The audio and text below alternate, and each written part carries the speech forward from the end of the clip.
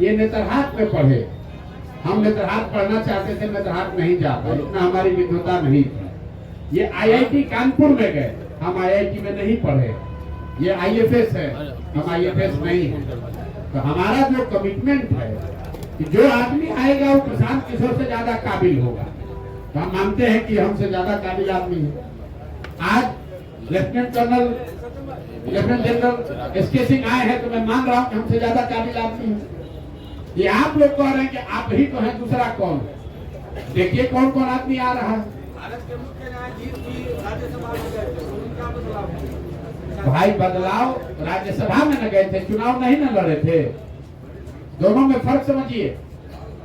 बिहार का एक बेटा ये चाहते तो ये राज्यसभा जा सकते हैं, प्रशांत किशोर राज्यसभा जा सकते हैं, आपको मालूम है। लेकिन हम लोग राज्यसभा छोड़कर यहाँ पर आकर अपनी मिट्टी के का कर्ज अदा करने के लिए लड़ रहे हैं, ये फर्क है।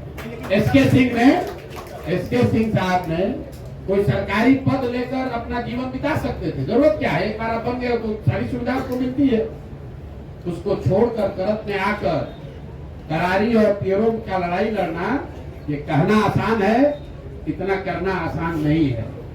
आप मुझे बताइए कि बिहार के स्वतंत्र बिहार के इतिहास में कौन आज तक कोई आर्मी जनरल जो वाइस चीफ रहा हो, वो कहीं विधानसभा के चुनाव में आकर चुनाव लड़ा हो? आप हमको बताइए। कोई लोकसभा लड़ा हो बताइए। मनोनीत पद लेना एक बात है और आकर जनता के लिए संघर्ष करना, उसके बीच में खड़ा होना अलग बात है। इसलिए इनका सम्मान है। और आप लोग से अनुरोध करेंगे, सुनिए, हम 2-2.5 बरस जब हम गांव चले हैं, ये जो आप लोगों ने परिपाटी बना ली है, कोई अच्छा आदमी खड़ा होता है, आप लोग कहते हैं बिहार में ना चलेंगे। तो मेरे भाई आप ध्यान रखिए, एक अच्छे आदमी का आप मनोबल जब तोड़ते हैं, 100 अच्छा आदमी जो आकर कल बिहार सुधार सकता है, उसका मनोबल टूटता है। तो ये आपकी भी जिम्मेवारी है, पत्रकारिता कीजिए, सवाल पूछिए, लेकिन आप भी बिहार के हैं। अगर कोई आदमी अपना सब कुछ छोड़कर, प्रशांत किशोर की बात छोड़िए, अगर सब कुछ छोड़कर 70 साल की उम्र में यहाँ कर तरारी सुधारने का कोई प्रयास कर रहे हैं, तो जज्बे को सलाम कीजिए। आपका भी बिहार है और आपके बच्चों को भी बिहार में ही रहना है। नहीं, लेकिन बिहार में स्थापित कानूनों के थिंकिंग को कैसे तोड़ेंगे? अभी तो आप टूट रहा है कि नहीं टूट रहा है, तो इतना पुलिस में इतना कैमरा दिख क्यों रहा है? चुनाव के नतीजे तय करेंगे ना कि आपने तोड़ा या नहीं। तो बिल्कुल, तो भाई 23 तारीख तक इंतजार कर लो भाई, काहे घबरा रहे हो? हमने आपको कहा है कि 25 तक आपको बहुत व्याकुलता है, 25 में क्या होगा, 25 में क्या होगा, तो चलो 24 में सेटल कर लेते हैं। 23 नवंबर को पता चल जाएगा कि किसका वोट कटा, किसका बटा, कौन आगे गया, कौन पीछे हुआ। 23 को हम फिर यही रहेंगे।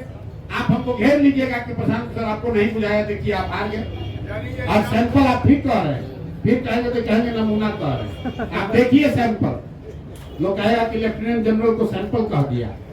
ये जन स्वराज का एक व्यक्ति दिखा रहा है कि आने वाले समय में जन स्वराज से कैसे लोग चुनाव लड़ेंगे, ये उसकी तानगी है।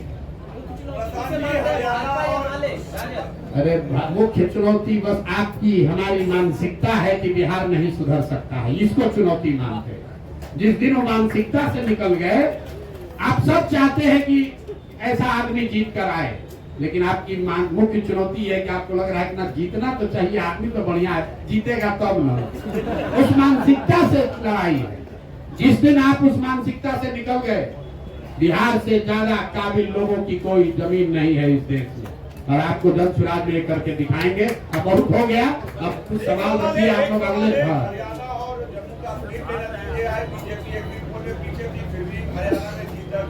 महाराष्ट्र और झारखंड में भी चुनाव है, क्या भविष्य आप बीजेपी का देख रहे हैं?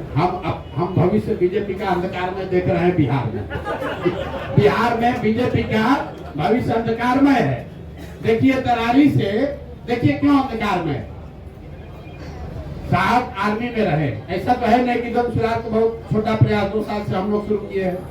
भाजपा जैसे दलों के पास, राजद के पास, सुशासन की बात करने वाले जदयू के पास ये मौका था कि करण के इस लाल को आगे बढ़ाते वहां से चुनाव लड़ाते, लेकिन भाजपा किसको चुना है?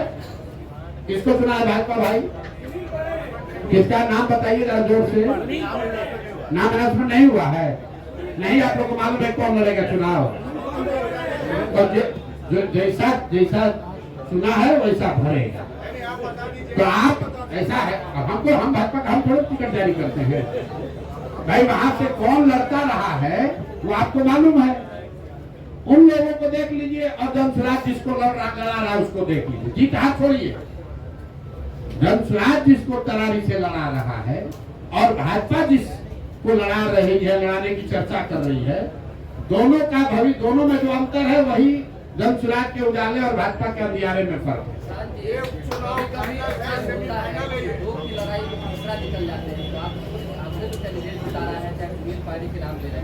हम नाम लिए किसी का? आपको मालूम है जो कौन भाजपा से लड़ेगा? बोलिए जोर से बोलिए, कौन भाजपा से लड़ेगा? बोलिए जोर से जरा। हम लोग को नहीं मालूम है।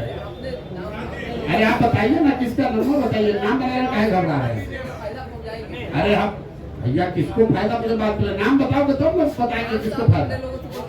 हम कहाँ बोलवा रहे हैं भाई? भाजपा ने आप लोगों से के माध्यम से खबर हुआ कि भाजपा ने अभी उम्मीदवार घोषित नहीं किया, लेकिन मैं जानता हूं कि इनकी कितनी कुव्वत है।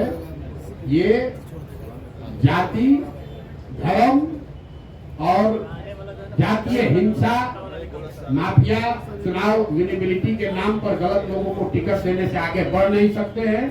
वैसे ही किसी गलत आदमी को टिकट देंगे, हम लोग चुनाव हारे या जीते, गलत आदमी को टिकट नहीं देंगे।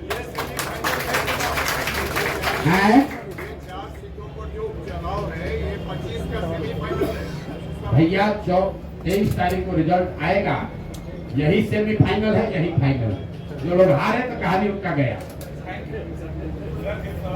ठीक है सर, जी जी। क्या ये सच है सर कि 2014 में आरा से बीजेपी आपको लड़वाना चाहती थी, आपने मना किया था? ऐसा बात नहीं है।